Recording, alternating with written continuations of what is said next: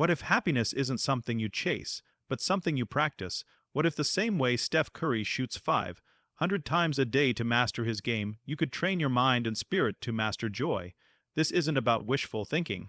It's about rewiring your life, one powerful habit, one conscious moment at a time. Let's talk about the 3 levels of happiness and how to move from fleeting pleasure to lasting purpose.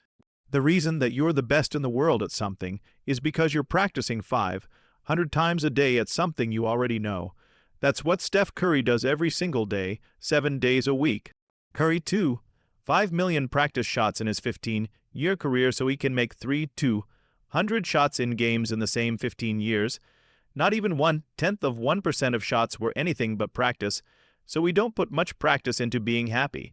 We don't really focus on the skills to be happy or refine our philosophy, and that's why we're going to immerse ourselves in it this week. And we should have a blast doing it and explore.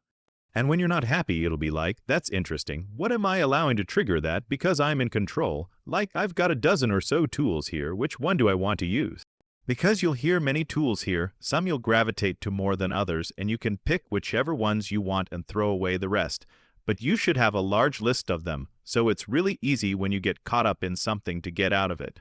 Who's up for that? So that's part of the process of what we see happening going on this journey. And to help you with this, think of it just for a second as maybe 3 kinds of happiness.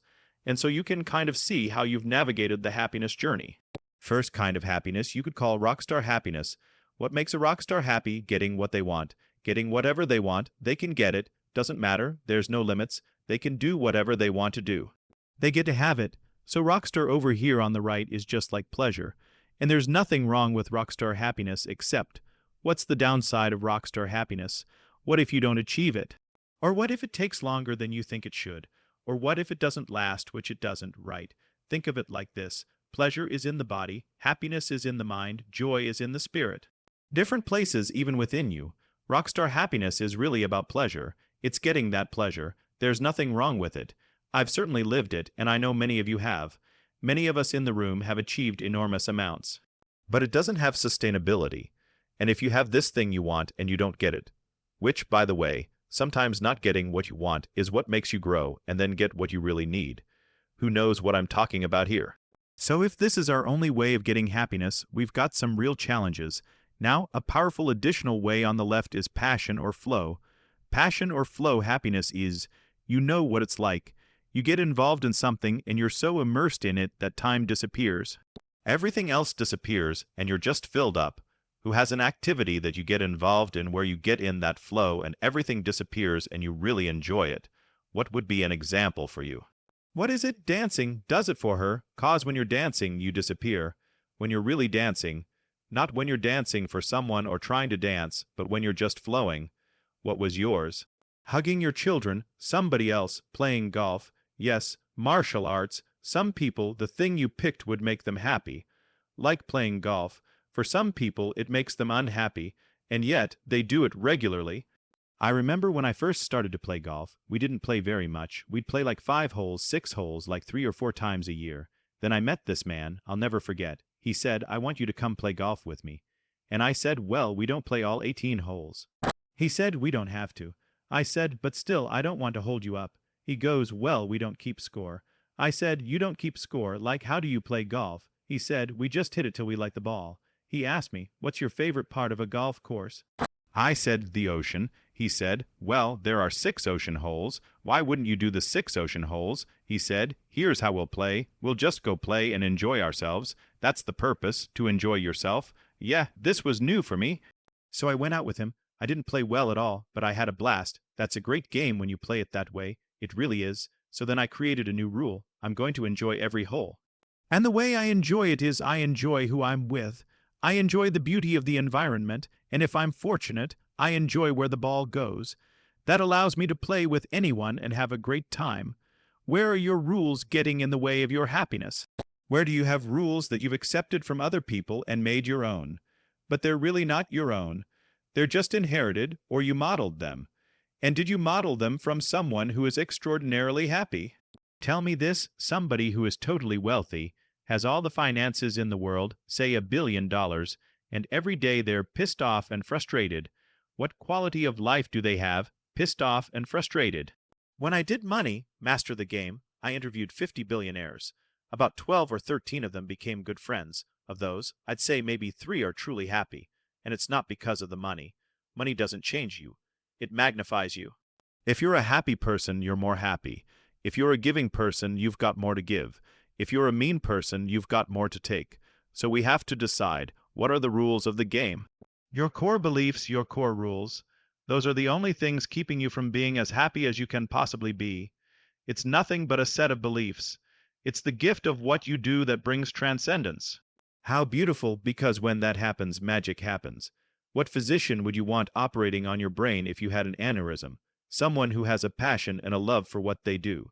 Someone connected to it. It brings them joy. That's stunning. That's extraordinary. When we find and connect to the outlet that allows us to share our gifts. When those two connect, beautiful things happen. You're going to work and you're falling in love. Because it's a beautiful expression. It's a way that you get to share the gifts you were born with, because to experience happiness, there's love associated with it. You love what you do, you feel called, you know it's what you were born to do. None of us have to be here, we chose to be here. What Sage just described is the third level of happiness. The first is rockstar happiness.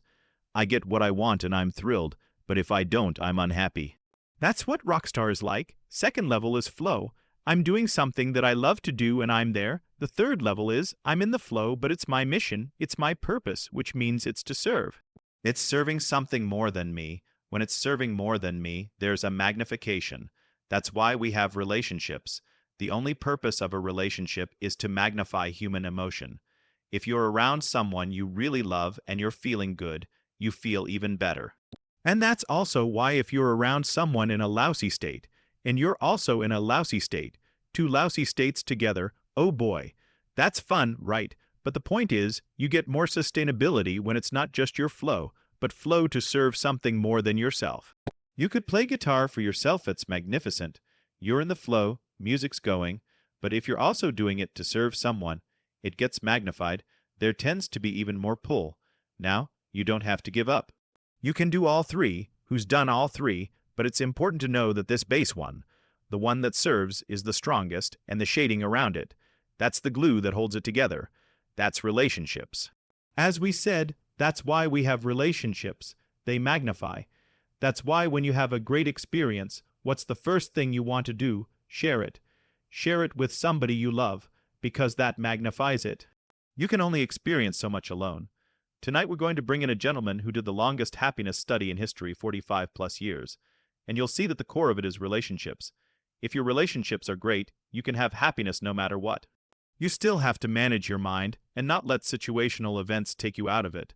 But your overall happiness tends to be incredibly strong when relationships are deep, trusting, loving, and connected. To me, in the end, happiness is love. So here's the truth. Happiness isn't found in the perfect moment. It's created in how you show up to the moment. It's not a result of money, success, or applause. It's a reflection of your rules, your mindset, and the relationships that magnify your life. Rockstar happiness fades, flow comes and goes, but when your passion meets your purpose, when what you love serves something bigger than you, that's where joy becomes unstoppable. Because at the end of the day, happiness isn't a destination.